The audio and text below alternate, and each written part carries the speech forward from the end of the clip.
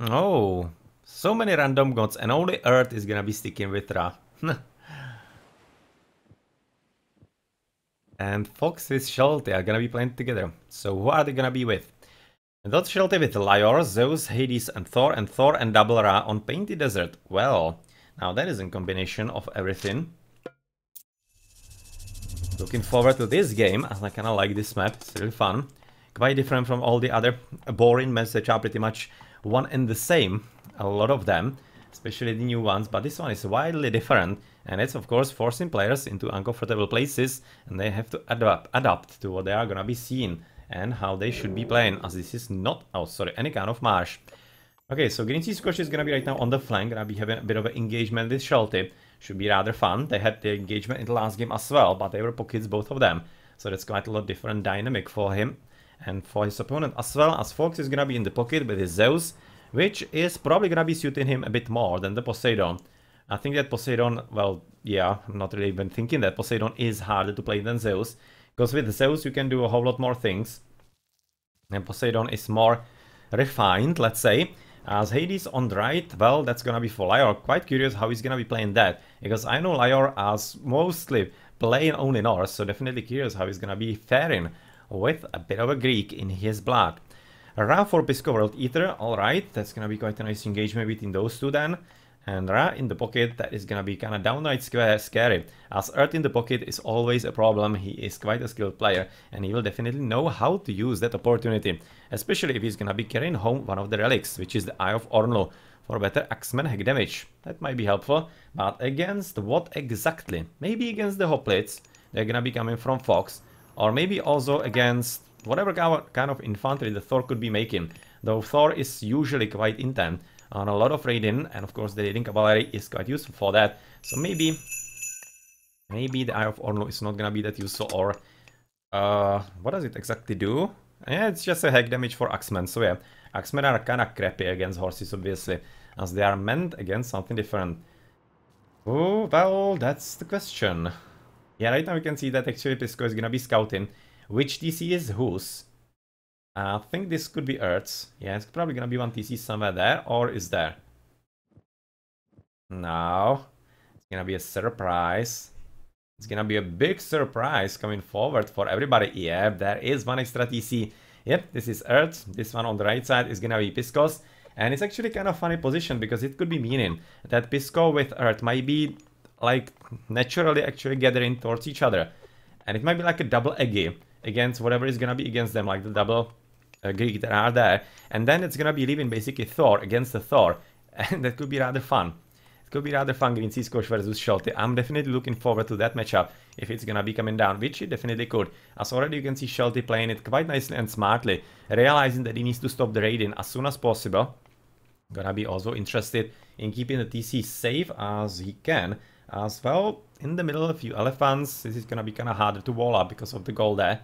Gonna be a bit trickier. Maybe you can somehow use it, at least partly, though it's difficult in Age of Mythology, a whole lot more difficult than in Age of Empires, obviously. As one of the relics is Girdle of Hippolyta for better Toxotai hit points. Now that's good. Now that is rather good, considering this dude with having this guy as a god.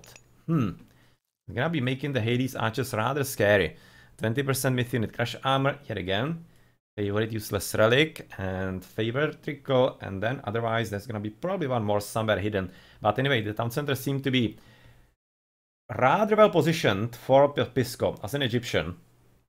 Not only because of the gold, but because it's slightly towards the side and very close to his home base. So it should be fairly easy to control for Dra, and kinda harder to somehow deny for laior. Yeah, I'm thinking this is actually really good for the team at the bottom. Quite an advantage. The TC in the middle, yet again, gold right next to the TC is gonna be quite a good help, and it's also not far away.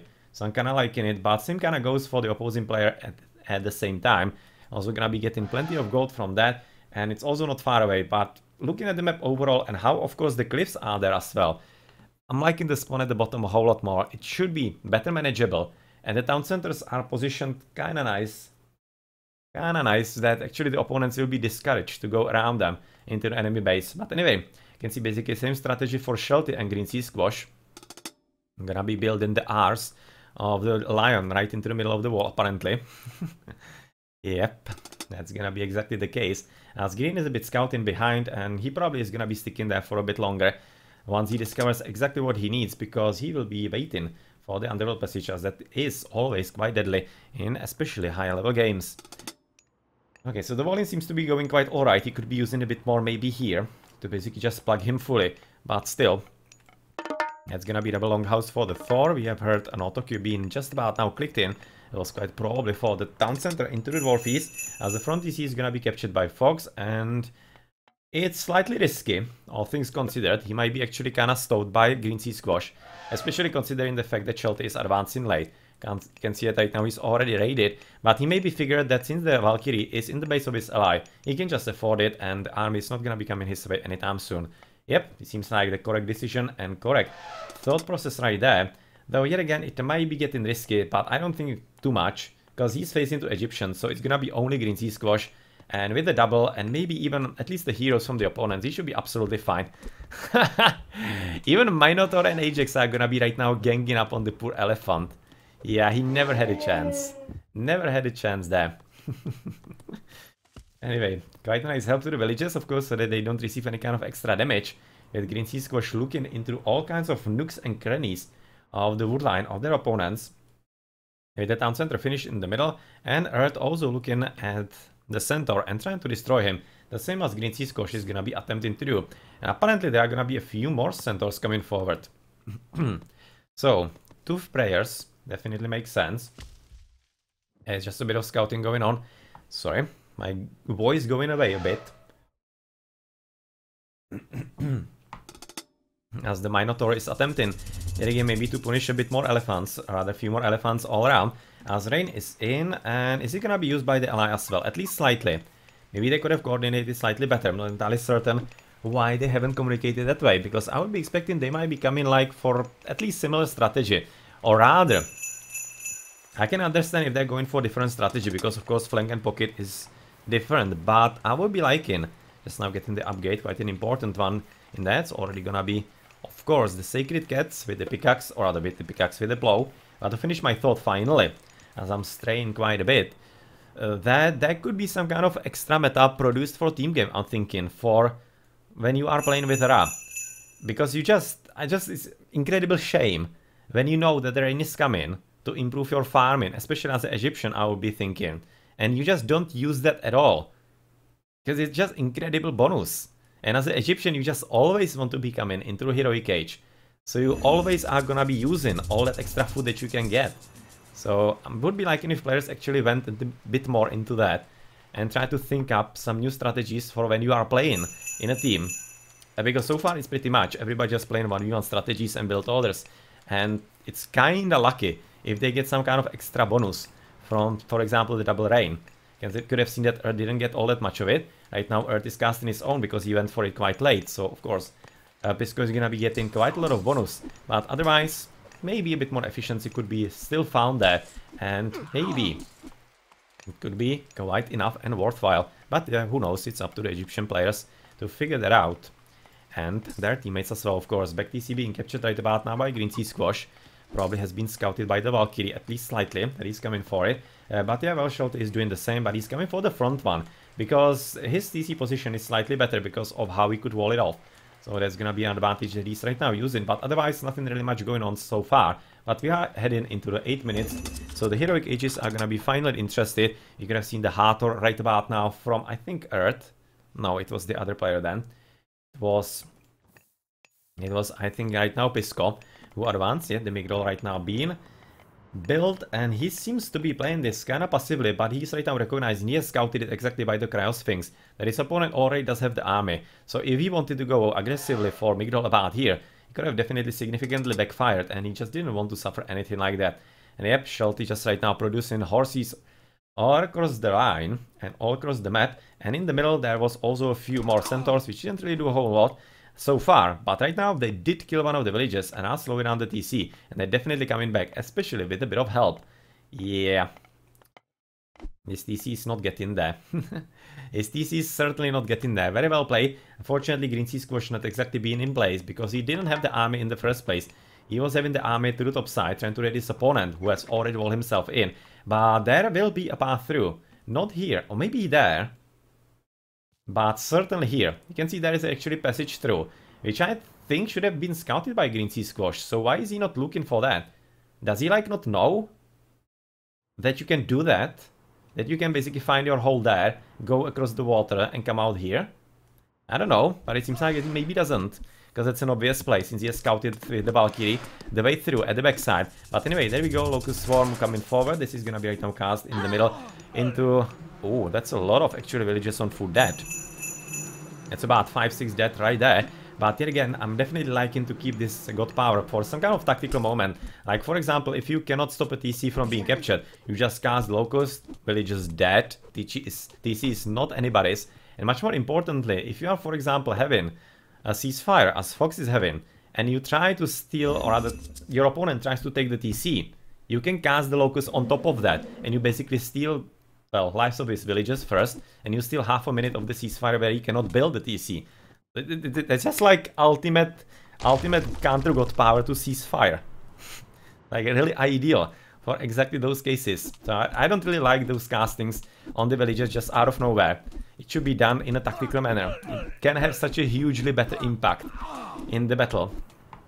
But anyway, he did get quite a nice hit still there, and it might be just kinda enough to put Fox in a kinda difficult situation and maybe have him have a bit harder game, and that's gonna be exactly enough what Earth is gonna be needing to get the TC with the second attempt. It seems like that right now he's gonna be coming there just to make sure with the rock as well, if he can, rather that if he needs to actually escape with them. And the Manticore, is there actually a hole here? Maybe not for Manticore, maybe for the Centaur. Not entirely certain how it's looking there. Not entirely certain, but anyway, Shelty is still advancing forward. As we are having Horus and Bragi. Okay, so Horus, that's an interesting one. Bragi for Shelty, also interesting, considering that I don't think that actually GreenSeaSquash has advanced yet. No, he hasn't. Only Fox from the opposing team. He's gonna be maybe soon coming for the bottom TC as well, Pisco. But he has right now established himself in the front, and he's just gonna be waiting for enough gold, I think, for another TC, or rather, Migdol here. Maybe even Siege Workshop would be nice, like next to the TC, to help him defend it slightly better. But he also has to be kind of scared and worried at this point about earthquakes. So as I said it at the last game, what Earth fell prey to and victim to, that he basically had military buildings only around one TC and absolutely nowhere else. So it was a complete problem for him. Well, all of raiding cavalry from GreenSeaSquash finally coming forward, and he's probably gonna be looking where to position right now the tornado. And is it gonna be here? That's a real question. Oh, there are a few guys who would want to die, but apparently the Bragi is gonna be finishing. Oh yeah, just a bit too late. Correct TC, but it's just a bit too late, as the birdie is gonna be swept inside that tornado as well, into the cone. And even though this was a pretty good idea, still somehow alive there, but right now plummet into the ground. Just a bit too late. If it was 20 seconds ago, he wouldn't be advancing into the heroic age, but of course pretty brutal raiding coming on from GreenSeaSquash, as otherwise we don't see exactly like something like that again somewhere else. As well, he did use the Eclipse, but what kind of god power he was actually countering there? Quite plenty of them. Maybe Restoration, maybe? I don't think he actually cast it only because of Hierarchal Sphinx. Maybe, yeah. Sometimes it can actually turn the battle around, because it's really making it really stronger, especially with the special attack. You can see how he's completely owned the Archer and the Minotaur as well. But right now, I'm not entirely certain. I think it could have been tactical. It could have been more tactical to prevent something. Not entirely certain what. Maybe in chat you're gonna be having a bit better idea what it could have been. As apparently Pisco is coming for a front TC, trying to steal one from Laior, as he's feeling comfortable in there. But question is if he's really gonna be. Because there was attempt by Shelty to take a TC from GreenSeaSquash, but that's not really gonna be happening at all. As Earth in the Mythic Age seems to be quite nicely boomed, and definitely gonna be ready to help his teammate in exactly the correct moment, as all the military buildings are being dropped in pretty good spread. It's gonna be hard to take down with one earthquake, so don't expect that much. Hephaestus, oh, Fox is gonna be coming for Hephaestus. Well, he's Zeus, of course, and the second earthquake, or the only earthquake that could potentially come in, is gonna be maybe just a bit later, but he still needs to get even into the heroic age. Alright, that's something I haven't noticed before, but that basically means that they don't need to worry about the earthquake, like, not at all at this point. Not at all. So medium raiders, no extra upgrades for Shelty. For GreenSeaSquash, absolutely the same. And he definitely wants to avoid this fight, because Shelty is having more horses. this spot, as there are plenty of camels also going for solid raiding. They're not gonna be having all that many upgrades, just copper shields in there. And much more importantly though, Fox is getting ready. Fox is certainly getting ready on the assault in the middle, but oh, he might not even finish with the fortress. Oh, he's probably gonna finish with it, but it's gonna be damaged. Yeah. Exactly. Oh, that's a lot of villages. Does somebody have locusts, for example, right now? Maybe this could be some kind of idea, but of course, considering the fact that this was only yellow kitchen after blue, it wasn't any kind of opportunity for blue to stay there. Because what you can do, and what is also much better use for locusts, is when you can basically hurt the villages in certain direction and then cast the locusts slightly in front of them. So they have absolutely nowhere to escape. They can only go into the locusts or against the soldiers that are chasing them. Yep, this is cheeky. That's gonna be stealing all the resources, that's funny. Nicely done, but he can just basically camp there. It's gonna be at least coming for Shelty and not for the opponent for the next 20 seconds. And the ceasefire was just basically to help him get everything under protection, finish the TC at the backside, and so that they don't lose all that much of an economy. It's still gonna be kinda tricky. He will have to deal with all the camelry. Maybe some extra upgrade coming forward. Now only Balder from Shelty. Fortified TC, medium archers, heavy infantry. Aphrodite finally for laior, Balder for GreenSeaSquash. So apparently both oh, yep, right now finished. We're just looking a bit fishy that maybe he could be not finishing at the same time. As 15 cents are coming all the way to the backside here, with underworld passage as well from Fox. Yeah, coming to the back TC. This might be an opportunity for, of course, the Locusts to maybe stop the taking of this DC, which seems to be coming at this point. Because of course the Colossus is a problem, maybe not that much against Amhotep with his friend Petsukos right here. But the DC should be kinda dying, but all those spearmen exactly on the spot. Yep, there we go, Locust, this is how you use it, for example. Denying all of them, they are gonna be here for about 20 seconds still, which means that they cannot pass through at all. And this might be resulting, of course, into the underworld passage being completely dead. And this is the power of Locusts. Yes, this is how you should use it. It's much more powerful god power than it is usually used, as in the middle there's gonna be a solid push, of course, by the army from GreenSeaSquash, with, of course, plenty of Heroes of Ragnarok coming forward somewhere close by, as they are there. And, of course, the horses still somehow raiding behind and looking if maybe they could be still pursued by Shelty, but Shelty is kinda half-heartedly already giving up on it, as apparently a few villages have made their way all the way to the backside. Haven't entirely noticed how they did that, but they managed. They managed quite alright.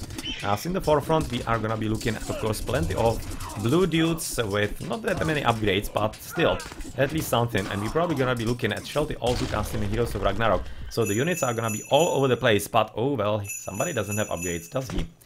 So it's gonna be quite a lot harder for Shelty at this point. Okay, bronze mail. Well, that's a lot of upgrades coming forward. Guard tower, fortified TC, but that's a bit too late. Guard towers are probably not gonna be helping too much. Copper mail for Thor, at least. Iron shields for Thor, that's much like it. Much more like it right now for GreenSeaSquash. He's gonna be very dangerous. And the combination with all of those medium spearmen, man, that is gonna be good. But flaming weapons coming forward from one dude. For the second dude, they are still there, but they're probably gonna be cast as well. Yep, flaming weapons against flaming weapons. So who's gonna be winning this fight? Most certainly, of course, the blue player, because he does have like a ton more upgrades on him. But I think that actually on the male, they might be kinda the same. Just right now check. Copper, he's having only the iron on the shields against the piercing damage, but the opponent is the same on the melee. So in the melee fight, they're actually gonna be exactly the same, both Heroes of Ragnarok, and the only advantage is the defense against all of those archers, and against, of course, all of those extra potential towers, which are not exactly here. They are actually somewhere else. As of course, blue is having plenty of soldiers, already medium raiders, but nice shields on them, as you can see. They are raiding, getting rid of plenty of villages, as you can see on the gold mine. And well, on the right, you can see that PiscoWorldEater is doing such a decent job with all of those attacks. You can see he's even camped himself right next to a trade, destroying the trade for laior. As on the left, there is not much going on, because the whole battle is happening from the leftmost two players in the middle. And yes, Shelty right now asking about the GG, because it certainly looks like that, as I don't expect that Earth is gonna be letting this go. He's having heavy axemen, not all that many upgrades yet, as opposed to, for example, Fox, who is already quite nicely all bronzed and heavy as well. But is he gonna be able to survive long enough? That is the real question, as this raiding is definitely quite annoying to them all around. But this is gonna be up to Fox, because if Fox can somehow still stabilize here, as apparently the Ragnaroks are gone, so the world is not gonna end in the end. We are gonna be looking at replenishing of all the economies and everything like that. But I would be maybe liking if Earth went a bit more... Somebody's stuck. Well, maybe a bit too greedy in there. As I would be liking Earth to try to take the TC, like a few catapults. Because at this point, Shelty is gonna be definitely vulnerable. He does have some kind of economy, but it's gonna be taking him a long time before he gets somewhere where he could be surviving. And laior is coming through Artemis. So, yeah, he's gonna be taking this from TC if he can. Yes, he can. Because that's missing Masons. Only 45 TC. Didn't have that, so he's right now gonna be paying for it. And maybe this could be an opportunity where laior could be coming back into the game. You can see he's, though, quite nicely stopping. He score all the trades from the opponents. As in the middle, it seems that Fox will be able to come back into the game in the end. In the end, quite significantly. Oh well, that's definitely nicely done here. Indeed, overall, as those catapults are gonna be at least stopping this, but question is for how much longer. As Tornado is coming down for laior, who is right now gonna be giving up, and with all the units inside his base, it doesn't seem all that promising for him. As Fox is gonna be continuing, and yep, exactly, GreenSeaSquash coming with an attack on the left TC. This was a very nice game, and almost looked like a comeback actually from the top team. But in the end, the Egyptians were just a bit too strong, well prepared, and they just weren't about to let anything happen to them and to the game at all. Nicely done. Well, not balanced. I'm not sure. Well, if you think like in players, maybe, but not really that badly. But still, it's kinda alright. They didn't use their advantages in the team game properly, like helping each other. Not overall, it was kinda alright. That's kinda alright and nice. Yeah, Tornado. Yep, Masons definitely do help quite significantly against that. Let's check into the post game at this point.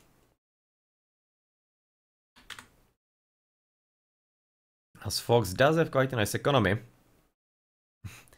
And the Thor mirror, yeah, well, you did have a bit slightly better map though than GreenSeaSquash, and it seemed like that you were using it quite properly. But once some kind of Egyptians, or especially the raiding, goes on and off, then it's starting to be right tricky. GreenSeaSquash was raiding really well.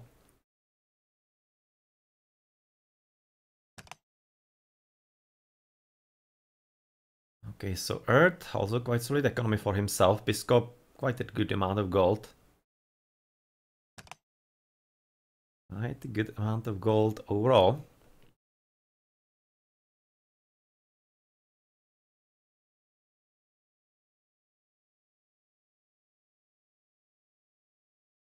Good efficiency, 86 military count and killed 144. Fox 64 killed 125. Yeah, these are some good ratios. Good ratios indeed. Yeah, it was kinda late advance from Shelty. Just maybe what in the end resulted into GreenSeaSquash being a bit more free to do the raiding, but at the same time it didn't really seem all that evident. It really seemed like even through the later advance, Shelty was having much more of the game in the early stage and was really making it difficult for GreenSeaSquash.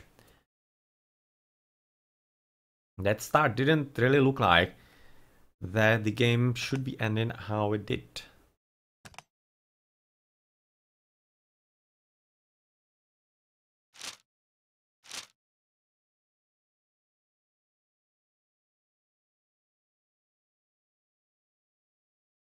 Yeah, it was much weaker of Ragnarok for Shelty because he lost plenty of villages to raiding in there. And he was down to about 50 only. Whereas the Ragnarok for GreenSeaSquash was from about 70, 75. And still they were able to defend rather well. But if Shelty did have basically the same Ragnarok, then I'm thinking that actually this game was far from over. Yeah, well, that's a maybe, and we don't really play on that. Exactly the difference in the armies, like next to 100, he was down to about 70, about 30 more units. Exactly the difference in the villages, as we have seen a bit before. Okay then, GG.